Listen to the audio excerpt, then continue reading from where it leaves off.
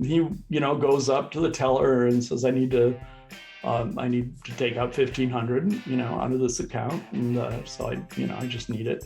And so they gave him the 1,500 and it didn't come out of his account and he walked out the door.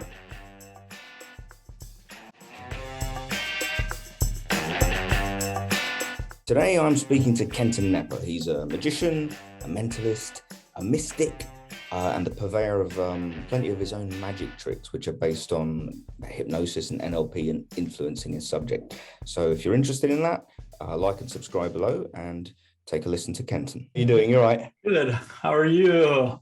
Your studio looks way more professional than mine. Well, looks like a few people messed with your studio behind you there.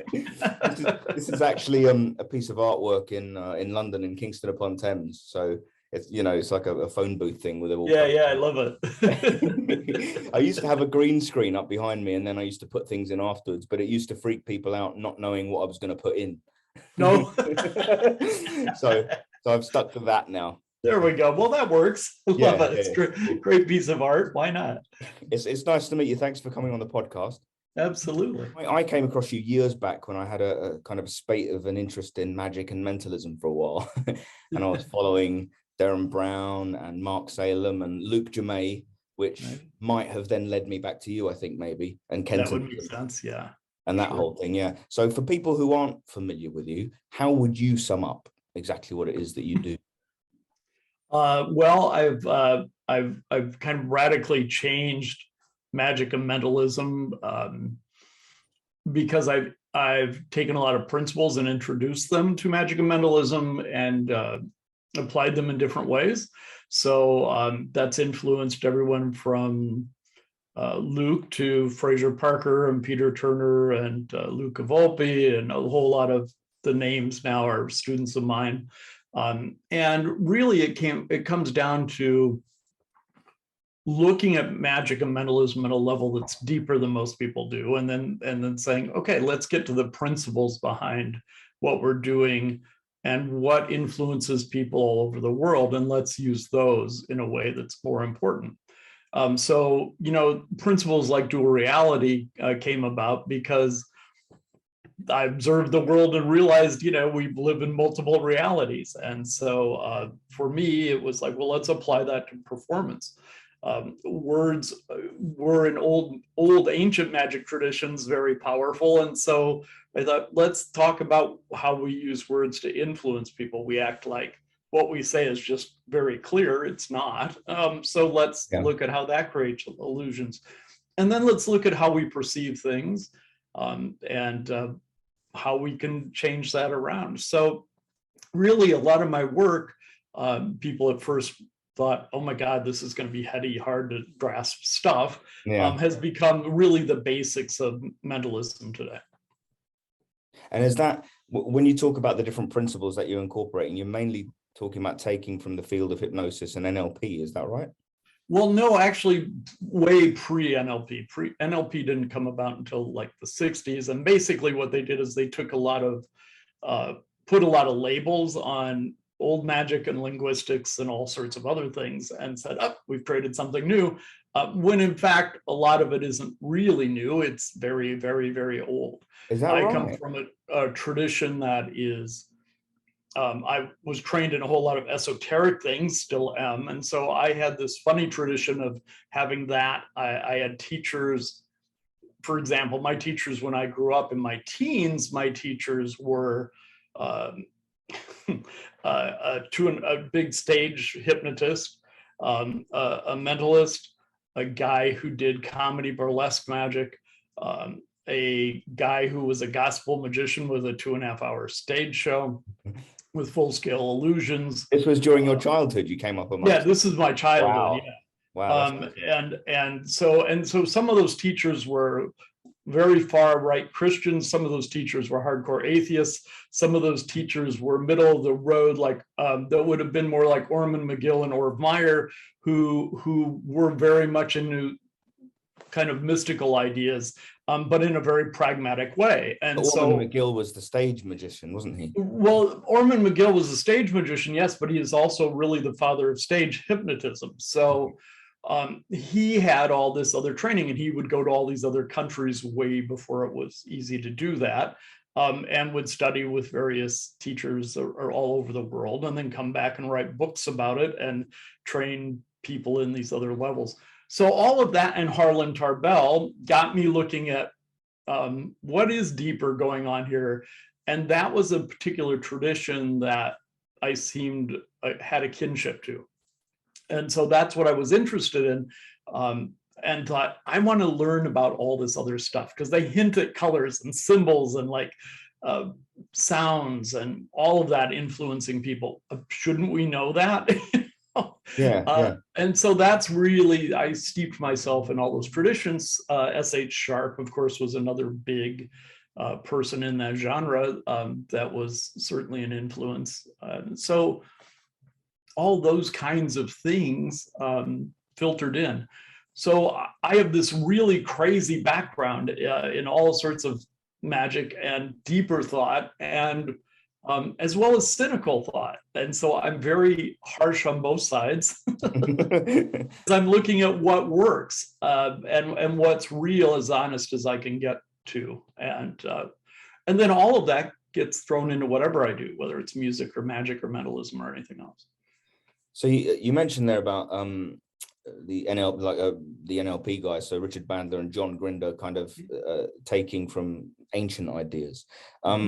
Does that mean you see it as part of a lineage of a much older ancient tradition, rather than coming through what they said it came through, like Milton H. Erickson and Virginia Satir and the counseling route? You think it came from a much before then? It definitely existed. A lot of those principles existed much before NLP. And Virginia Satir, for example, would have told you that. Gene Houston would have told you that, that, hey, look, all these things are variations of very old ideas, and we're trying to modernize it or apply it to situations now, or think of new ways to apply it.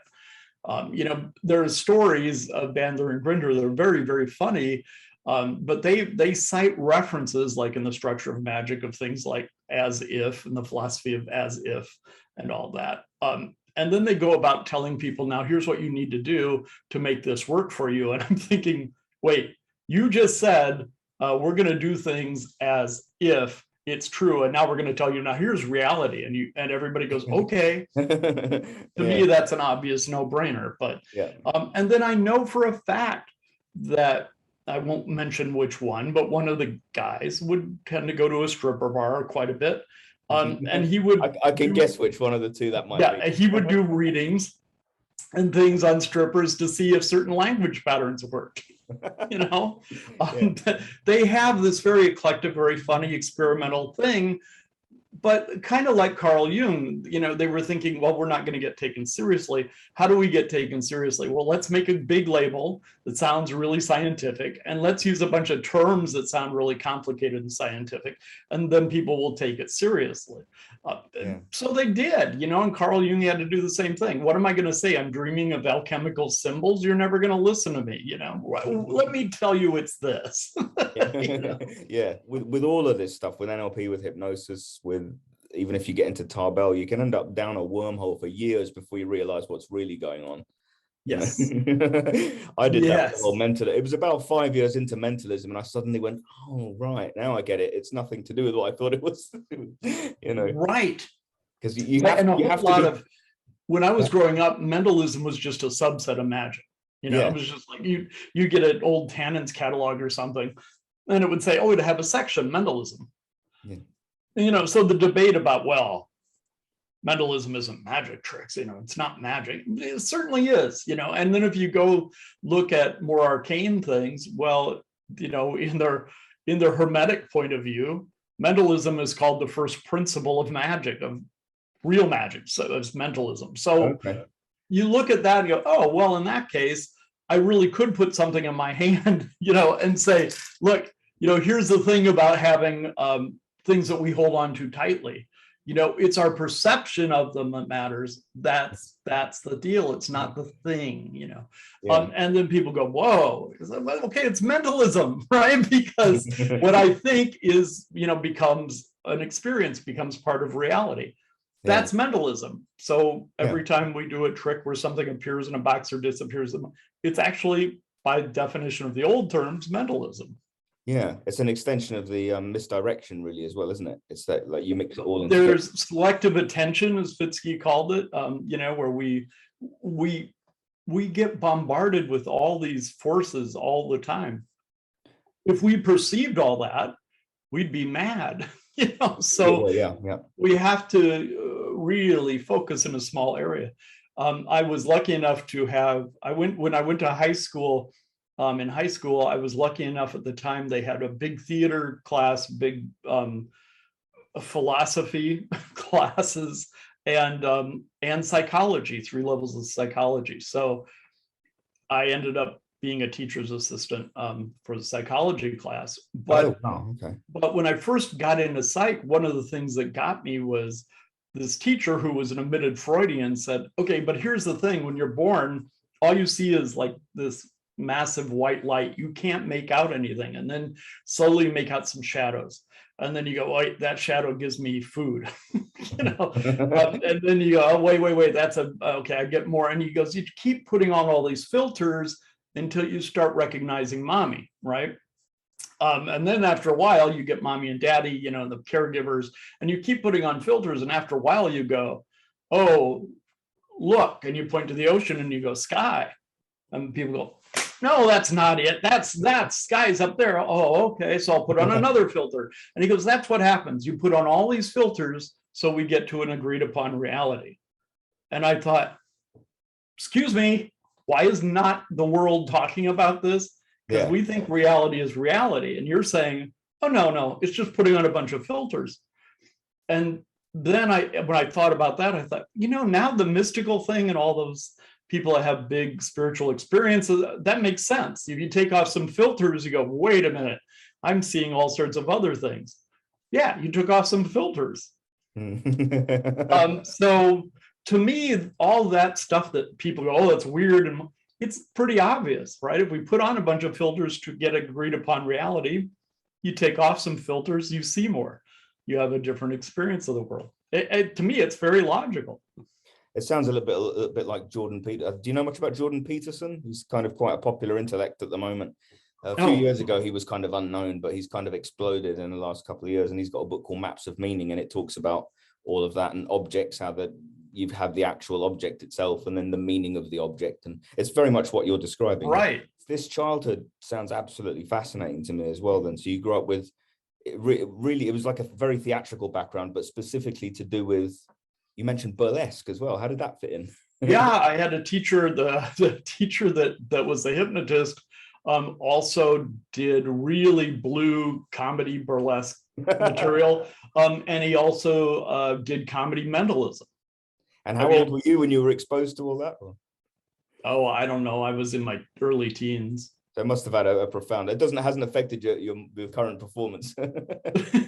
Well, you know, I mean, there was a whole bit, a whole act that I was given that came from vaudeville, you know, that was handed down to me, which, you know, we used to do all the time in the show. And now for a long time, it became inappropriate to do it. I think now it's almost about time to bring it back. You reckon? just to poke fun at it all. It's come full circle now. Yeah, but I had all that kind of stuff. I don't know exactly. This is where, you know, life is very funny. It guides you in certain ways, and people felt like I knew something, that I had a sense about. You know, I had a drama teacher in middle school who went, the first year I got to middle school, she went, we don't allow first year people in drama, but you come here. And we talked about Henrik Ibsen and that she would drill us on the classics and the playwrights and all. I mean, heavy duty stuff. She said, look, you know, certain people have something, and you have that, whatever that is, and I want to nurture it. And and she had become a teacher only because she had gone from the stage to trying to get on television, had talked to NBC and all this, like the big three at the time that existed. Yeah. And she didn't hear back, so she took the teaching job that came along, and the day she did, she got a notice that she was accepted to be a major star in a serial on television, and she Oh, wow. didn't take it because she'd already signed the teacher contract. Oh, wow. So, Okay. so I think she was always like waiting to help other people, you know. Having a background in teaching myself, I think it's always a mistake to sign a teaching contract. It's never worked out for the best. Well, I think, you know what I think is that, you know, there teachers get a very bad rap. And the whole, you know, dismissive, those who can't do teach is just ridiculous. Many teachers were people like Einstein. There are plenty of people that do that also teach. It's not true that it's exclusive. And in fact, a lot of people that hold really big things do teach because they realize it's too much for them to carry on all their own. They need to have others do it. I think that's why I have so many students who are really talented and really keep branching magic and mentalism out, you know. Yeah, so, I know. Your list of students is quite impressive, really, isn't it? In terms of people who've really built their own character and their own career. Yeah, and changed magic and mentalism further, right? Jumping off my principles and taking them, you know. Luke took this whole thing of mine by defining you create and developed that into a whole nother series of things. Darren Brown, people on Darren Brown's staff took the idea of multiple dual realities and turned that into a whole career, really, you know. Andy and others. And so there's lots of those principles that have made their way out and just keep expanding, which is, you know, what you'd hope for, right? Yeah, it's fantastic, isn't it? So, but I don't want this to sound so big and heady, because when you talk about my history and all these things and what I'm into, they sound so giant. You go, I just want to do a freaking trick, you know. And really, I think when people meet me and we hang out together, they're surprised, like, that I make a lot of silly jokes. And I you know, one of my teachers was John Mendoza, who was a big techie kind of, you know, magician. So I was around all the techie guys growing up. That was another part of, I mean, I made a living doing that for, you know, some years, just doing close-up. People don't expect I do that. They go, oh, I don't want to learn a card trick from Kenton. He's a mentalist. I remember whining to Eugene about that one year. And I said, Eugene, these people, they slapped this label on me and they called me a mentalist. And it's really only because they think magicians don't think. And they've told me that that's why they think I belong in the mentalism group. And Eugene just went, oh, Kenton, you know, they always made me a bizarre person. And it's all right. Just do what you do anyway. I went, okay. There is something to be said for that, though, isn't it? Because if you're a card man, then you need the finesse and the skill, and you're openly demonstrating the skill. Whereas if you're a mentalist, it's almost the opposite. Whereas if you're using it as a prop you happen to find, and you might not be particularly great with cards, but it's a useful tool to demonstrate the mental ability you have. So it is a completely different way of handling them, isn't it? Well, it is. You know, I have a funny story. I was I lived with a house full of a couple friends of mine, including J.C. Wagner, in Phoenix for some years. And JC, you know, was perfect. I mean, every move was like, you know, he couldn't hold a deck of cards up, but, you know, it had to be perfect. One time his friend Bob Sheets came in to town to stay with us for a few days and go see JC work, right? So we went out to go see JC work. And JC's working this resort, and he gets finished, you know, and he finally gets home and he says, Bob, what do you think? Sheets, what do you think? And Sheets says, you know, JC, when you work, every move's a picture, man. Just everything's a picture. And JC goes, oh, thank you, Bob. Thank you very much. And Bob goes, but you know, when you screw up, everybody knows you screw up. Exactly, yeah. And he goes, give me that deck. And I still remember this so because it's really changed my life. He goes, give me his deck. So Sheets grabs the deck from JC and goes, here's how I shuffle. He goes, because when I screw up, nobody knows I screw up. Yeah. And that literally became, I threw all my techie, I mean, I have all those abilities, as my good friend Howard Hamburg would remind me, but I make it look very sloppy and silly because it looks like I have no control. Yeah. But it isn't a magician's, the mentalist thing now is you can't do card tricks and be a mentalist. It's like tell that to almost every named mentalist in the world. Yeah. That's ridiculous. Yeah. Well, you can't do a regular card trick. You can. I've done it for decades. You can go, look, I do a floating ball and escape tricks, and then I still put somebody under and read their minds. Of course you can.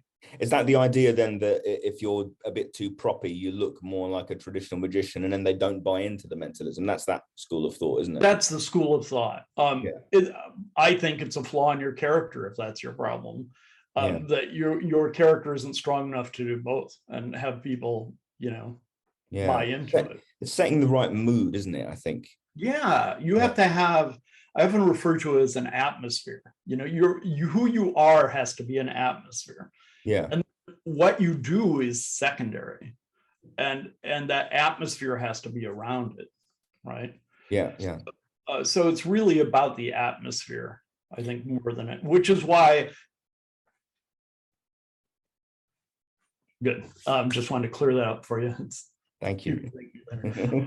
This is why, for a long time, people said, well, you can't just go from this goofy, sudden, whatever character and be serious. Ask Kreskin, right? Yeah. Look what just happened to you. And all of a sudden we were in another realm for a few seconds, right? And now we're back to being goofy. Of course you can. You just have to know how to do it. Yeah, it's a skill, isn't it? That's what it is.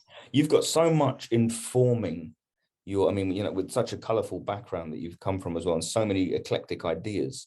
How do you boil that down into what you do? Because you say it sounds simple, and I'm sure you boil it into simple principles when you're working on a particular effect that you want to teach. But that is a huge pool of ideas to draw from. How do you distill that into your persona and what you do? Well, to me, this is where I can bring the whole many universes through in any trick I do, and I'm fine with that. But when it comes to teaching, that's when it matters, right? Yeah. And so for me, one of the challenges, because I was a huge fan of, say, Harlan Tarbell, what Harlan did brilliantly was take very big things, drop giant ideas into like 2 sentences, and then run away from it like he didn't say it and say, and here's how you do the trick. So I wanted to figure out how to teach these giant things in ways that people could grasp. And again, my eclectic esoteric background was, dude, you can talk about all these things forever, but it won't matter. You need to find the principles. So that philosophy taught me to look for principles, and that's what it is. For example, indirection. Okay, all of a sudden, instead of misdirection, it's indirection, which means I want to show you something, but not directly. So, for example, if I, just a minute. Okay. If I want to use a deck of cards, you go, oh, okay, well, we have a deck of cards. Let me check the deck. That's fine. I don't care. What you didn't think about was how many cards are left in the case. Okay. Right? Yeah. Because I took out the deck, as far as you knew, and went like that and set it down, which indirectly says the deck, the case is empty. Yeah. So the more you can do things sneakily with a simple principle like that, the more you can do and the easier it is. Yeah, right? that is subtly different to misdirection, isn't it? That's indicating something has taken place when it hasn't, maybe. Is that the yeah. Absolutely. If I had a sugar packet here, I'd show you something, but I don't have one sitting out right now. Okay. But I guess I could. It's not the same with the mint. You won't really see it as much, but okay. So if you have a mint and a little package, right? And if you wanted to, I don't want that one's my hands are dirty. I want to seal that back up. We'll get me. Let me give another one. Okay.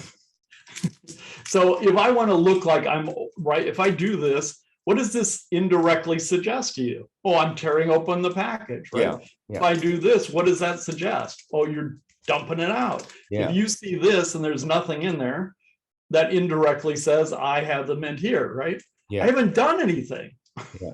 right? It's just sitting here, but yeah.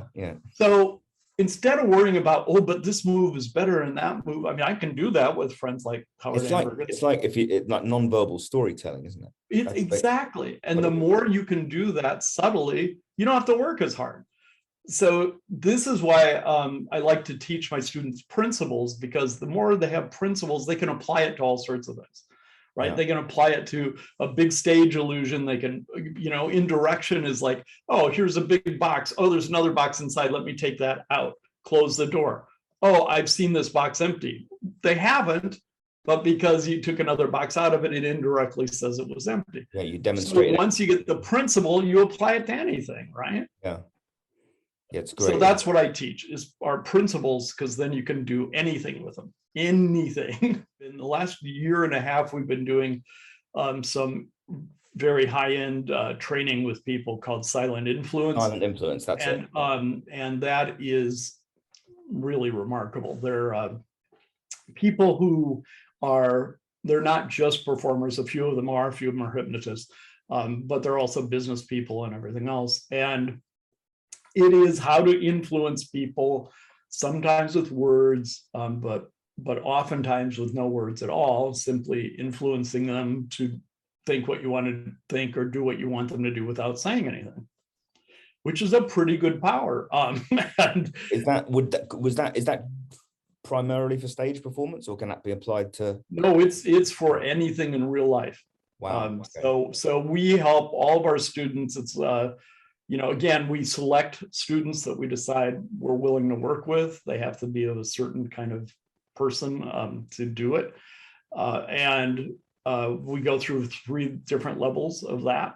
But those people, I'll give you an example, and this is not like a dual reality thing. One of my students, for example, even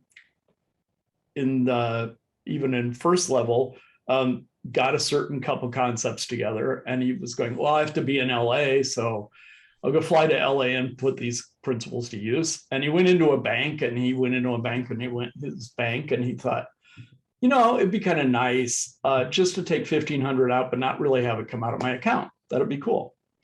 And he thought about it, and he had a couple of his principles in the back of his mind, but he didn't say anything or do anything. He didn't make, it's not like that. So he, goes up to the teller and says, I need to take out 1,500, out of this account. And so I just need it. And so they gave him the 1,500, and it didn't come out of his account, and he walked out the door. And the next day he went, okay, I don't really want these people to get in trouble. So he called the bank and said, hey, I was online checking my account. I just happened to notice that the 1,500 didn't come out of my account. So I wanted to make sure, I'll come in and sign whatever. And they went, oh, thank you so much. Yeah, we were trying to figure out what happened. But he knew exactly what happened. So, I mean, those are things you can do. Because they're that powerful. Just to be clear, yeah. He wasn't armed, right? No, he wasn't armed, and he didn't say anything, and he didn't slip him a note, and he didn't set it up ahead of him. Okay. But these are things that you can do, and this is why we're really careful of who we let in, because while we don't mind helping people, for example, in business, get much better at business and things, we also don't want to have people who will mess with the whole world, because this is really, really dangerous, powerful stuff. Yeah. And it's not for everybody, and it's only some people can really get in. But for those people who get in, it's life-changing stuff. So we've been doing that, and then we've got those people to a certain level where they're trainers now for us too. And so we just started Wonderword's Puppet Masters, which is the magician mentalist. That's a terrifying version. Name for it. Yeah, which is the magician mentalist kind of introductory version of all that. Now, again, it's bendy, and it's only for people we select, and there's a whole lot of people that didn't make it. But the right people that get in, then we work with them to learn not only wonder words, but like the real bigger parts of wonder words. So like silent influence, it will change their lives, their actual lives, as well as their performance. And yeah, that's really exciting. I don't know if we'll do Puppet Masters again or not. We haven't decided. We might. If we do, it's a really big boon, a big boost for a serious magician or mentalist, to be sure. And it's also good for business people, you know. And then that leads into silent influence later for those who want to take to the next level. Silent influence, does it have its roots in hypnosis, NLP, or is it wider psychology, or is it something? No, it goes way back before pre-hypnosis, before hypnosis existed per se. Yeah. Okay. Yeah, it's not, it's the forerunners to hypnosis without it being woo-woo, whatever nonsense stuff. Is there any Noam Chomsky in there at all? No, but you know, some people can see where they might consider there's aspects of it. Okay. Good. But there is, it's really hard to talk about, but people feel it, right? They go like, so there's like when I go into like with an agent, right? I still remember, this is very funny. This agent, I walked in and the agent whispers to me when I walk in the door, he said, the client's kind of worried. And I said, what's wrong? And she said, well, everybody else showed up with bags. They're carrying doctor's bags and cases. And you came in with nothing. Can you explain to the client how you do that? Yeah. And she said, I tried to explain it's because you're like a real magician as opposed to the other guys, but maybe you need to talk to them. And I went, isn't that where you want to be, right? Is to have people go, you know, but he's more like the real thing. These guys are tricksters. You know, but yeah, that's where I want to be. Sounds like it. Yeah. Reminds me maybe a tiny bit of where NLP leaned towards like word salad. Is that related in any way? No, that kind of stuff is just kind of confusion. And to me, it's principles are very direct. It's like once you know a principle, it's like saying, well, a Coke is the same as a Pepsi. Well, sort of, but not, right? And to know the difference is important. And then you can use the difference. And everybody goes, no, soda's all the same. You can go, great. I've had some neat experiences for you. You know, check this soda, watch, it changes to a different taste. Oh my God, because you don't know any better. I have had a few experiences where I've been talking to people who have had, I guess, mental health issues. And when they're talking in that kind of way that, you know, that kind of random kind of concepts and all over the place. And you do sort of find yourself starting to trip out into a bit of a trance state, you know. Absolutely. You're trying to make sense of what they're saying, but there is no sense to what they're saying. Yeah, that's very true. And or there is a sense, but it's not on the level that is shared, agreed upon. Right? Maybe I'm the one in the conversation who isn't making sense. Maybe that's certainly.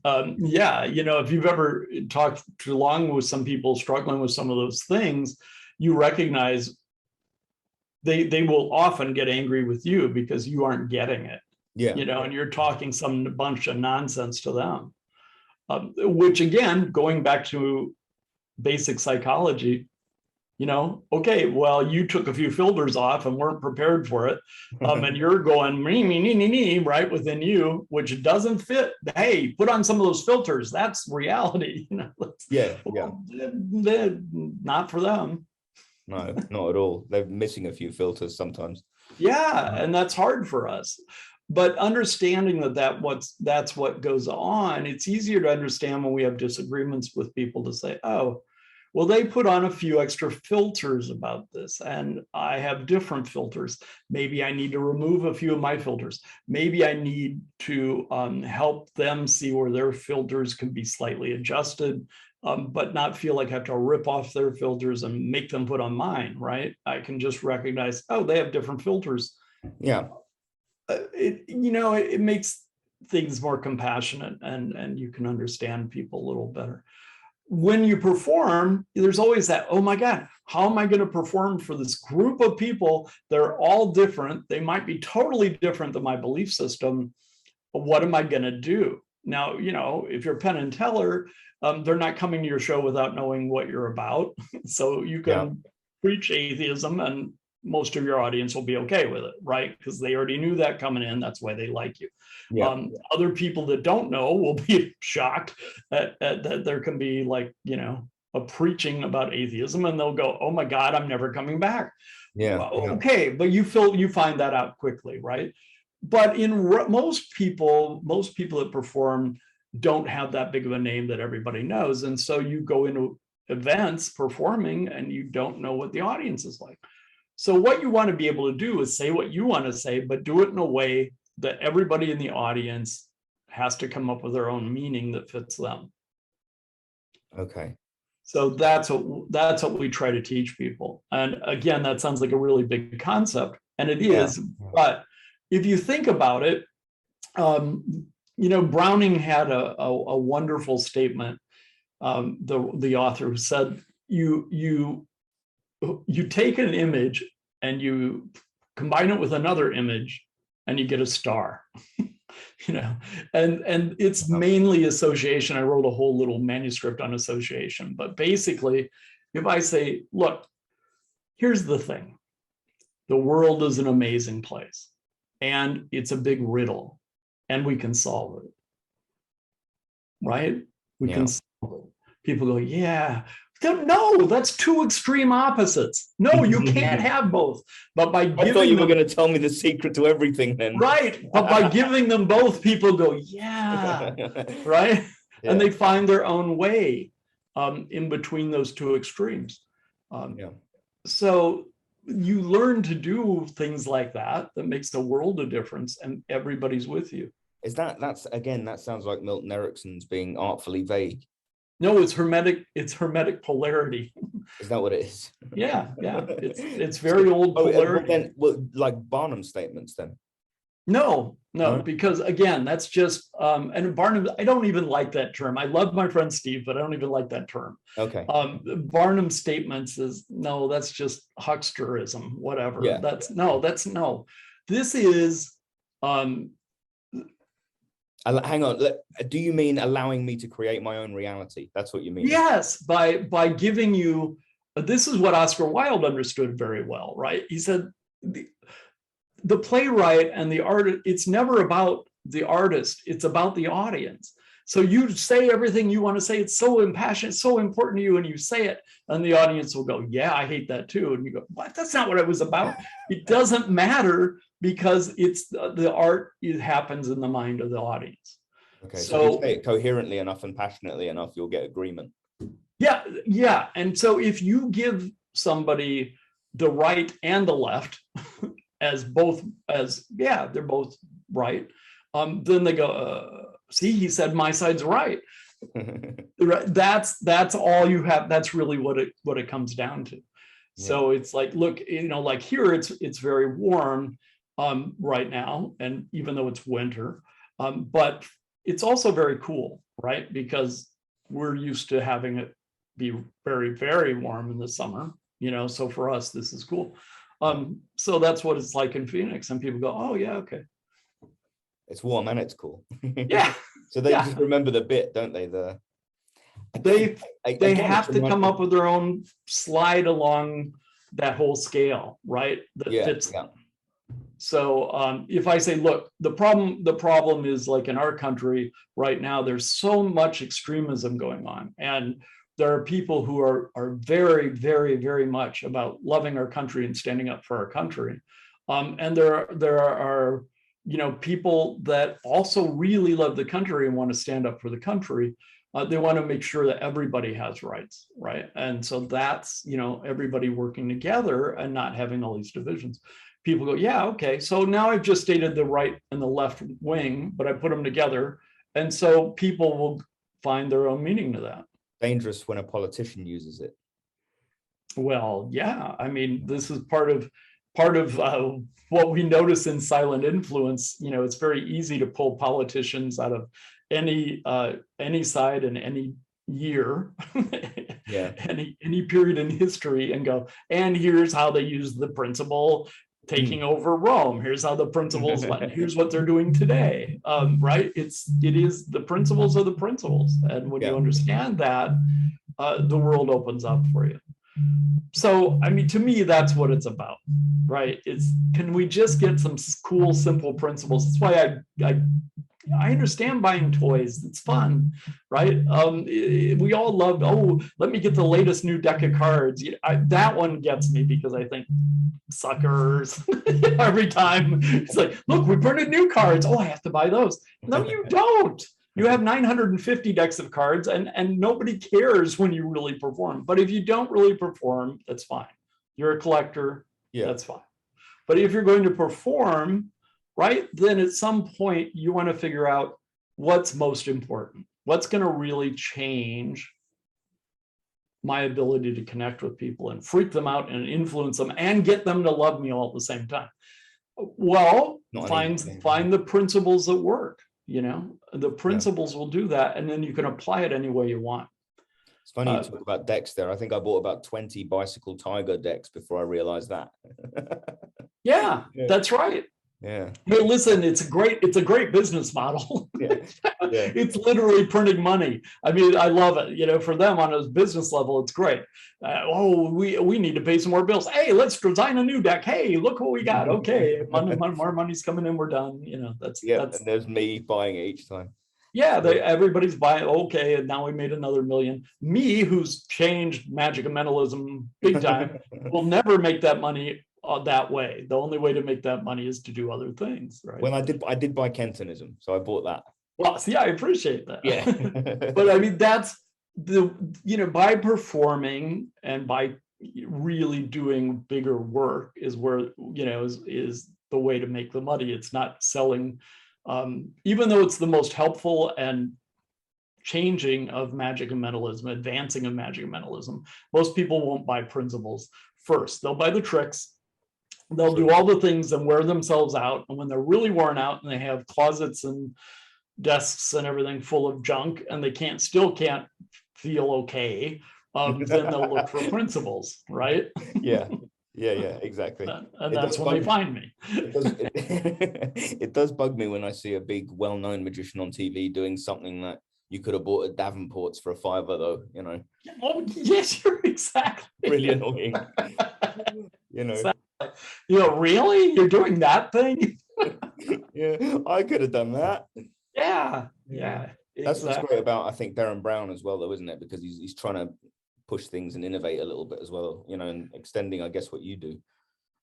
Darren does some really wonderful pattern. He definitely has scripted things to get people believing in the NLP stuff, which was hilarious because I saw all these NLP sales going up and thinking he's not using any of this.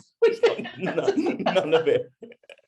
I saw him do a trick where he went on about NLP and hypnosis for about 10 minutes and then was dealing down a deck of cards and got them to stop the card. And then I realized it's just a deck of like 52 5 of hearts.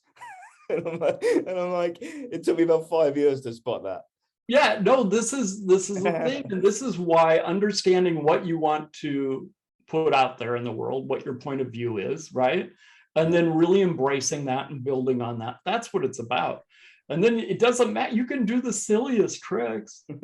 You really can. And of course, in this day and age, we have Zoom and we're on Zoom a lot. So a lot of things become like television, which is we're going to do wonderful things. We'll fix it in post. Exactly. Right. We'll put David Blaine's levitation. There's lots of things. I remember many years ago, I was a huge fan of Doug Henning, and thank God later, he was very supportive of me, and he even had his own version of Colossal Killer and stuff. But oh wow! But as much as I loved Doug, I remember turning to John Mendoza one day and going, "I am so upset that Henning's doing this."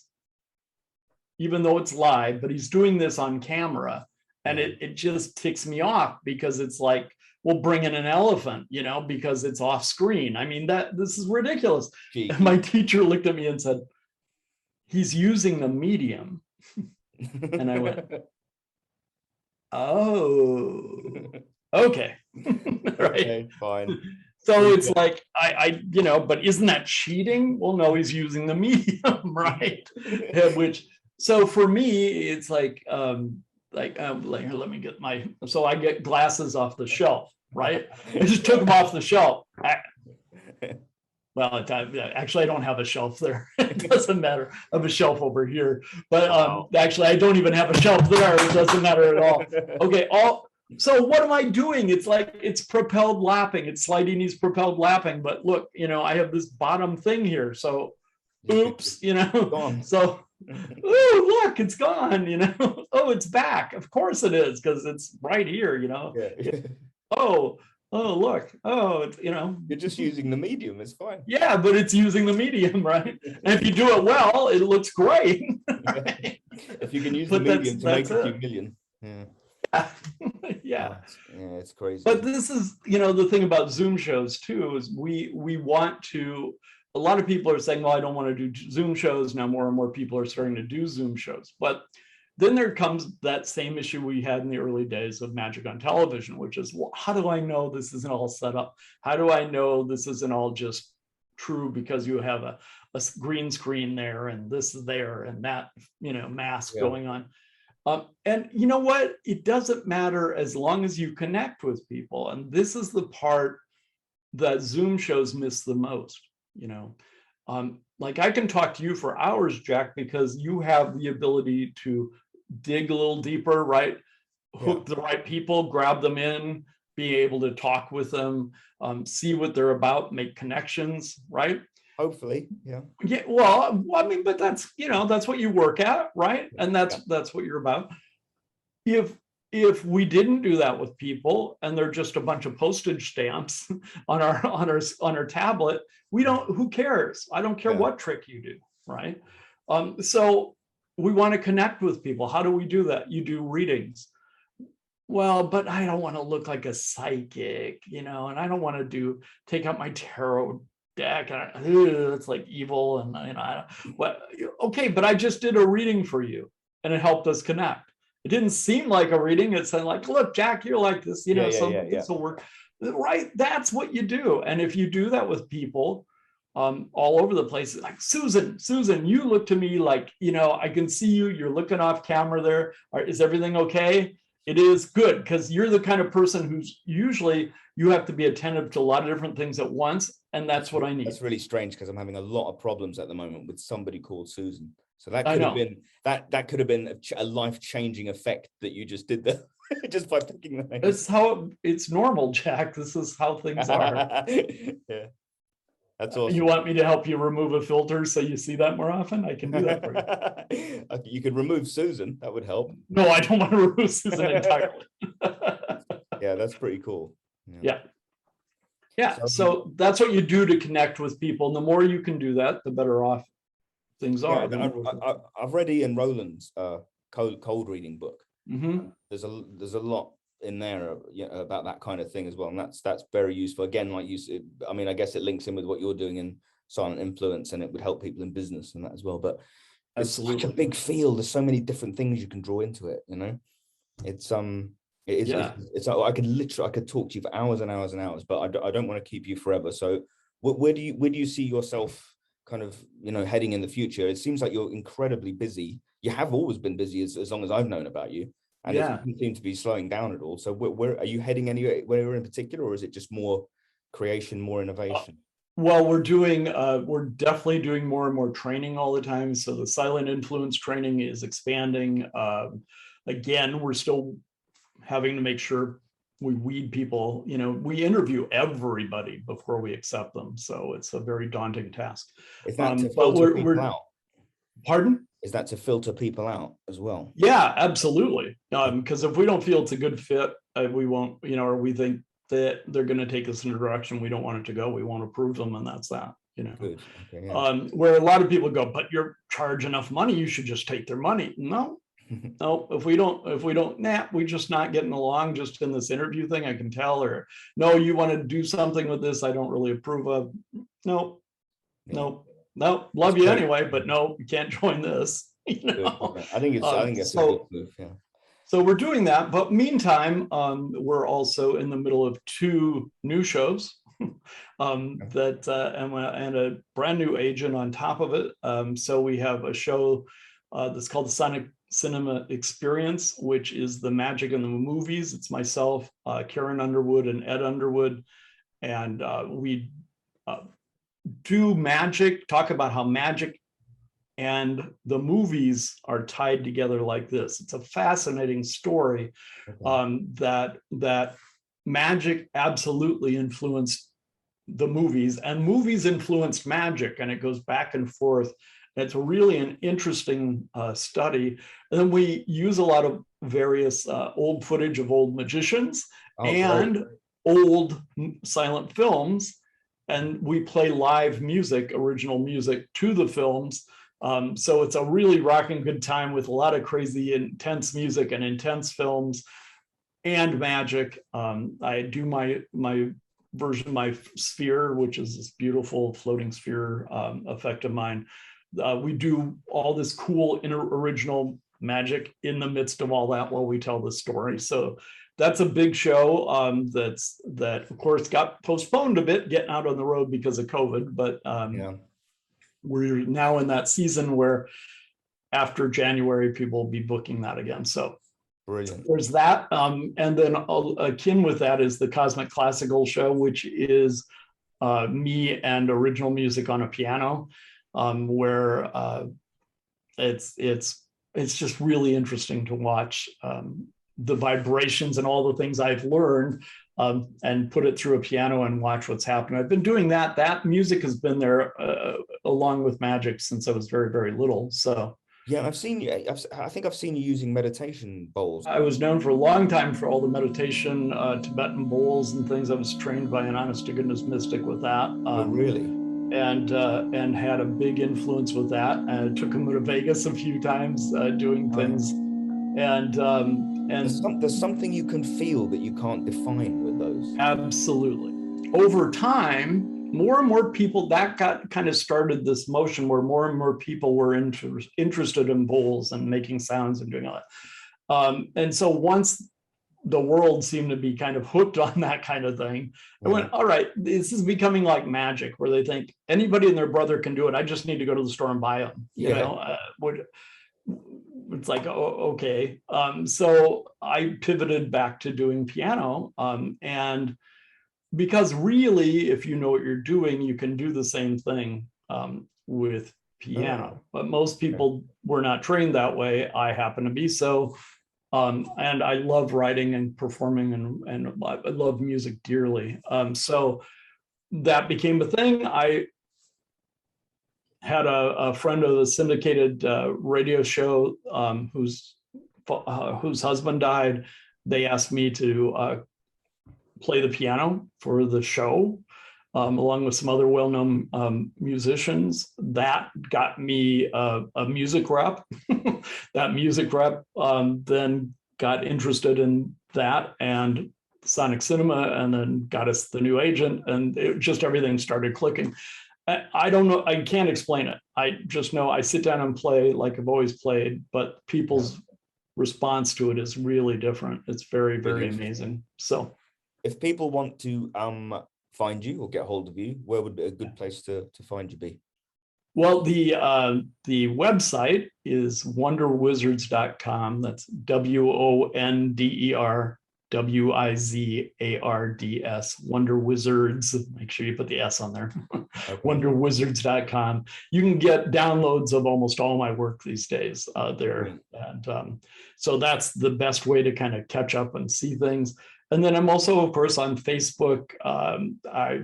You will have to follow me because I'm kind of at that range of having too many people to just friend you. But please, you can join me there on Facebook. Find me. Look for, I think it's Facebook /Kenton Wiz, and you'll find me there. I can find them and put some links underneath the video as well if anyone. That'd be great. Yeah. So, and that'll do it. And if you keep up with me there, you'll see all the links to other things when we allow silent influence training again, or puppet masters again, that'll show up there too.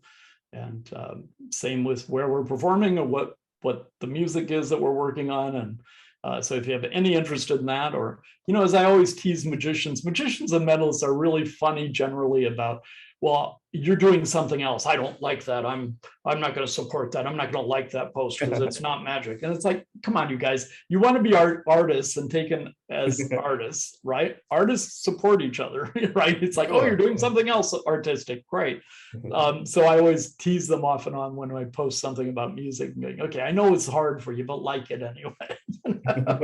And we've gathered a lot of, you'd be surprised at how many name magicians are actually very good musicians. Oh, really? Oh yeah, there's a hell of a lot of them. And I'm talking real big techies like Mike Close, for example. He's a great piano guy, great jazz guy. There's lots of people, isn't it? Similar with comedians as well. There's something to do with the timing of it all. Yeah, right. And the sense of, and the passion and the rhythm and the, all the complexities and things, Penn's, loves his stand-up bass, he plays stand-up bass. Yeah, everybody's got their, so it's really not uncommon for magicians to also love music. And so it's good to support all that stuff. Yeah, it's fantastic. I think this has been one of my favorite conversations, actually. I've really enjoyed talking to you. Well, thank you. Likewise. It's been way too long since I've been over there, but I always love it. I have a special fondness for it, and I love seeing seeing the background. It makes me feel like I'm there a bit. Thank you. If you're ever nearby, give me a shout and we'll have a coffee. It sounds perfect. I will do that. Yeah. All right. That would be wonderful. Thank you very much for coming on. Take care of yourself. Thank you. It's been my pleasure. Great to see you. Take care. Bye-bye. Bye-bye.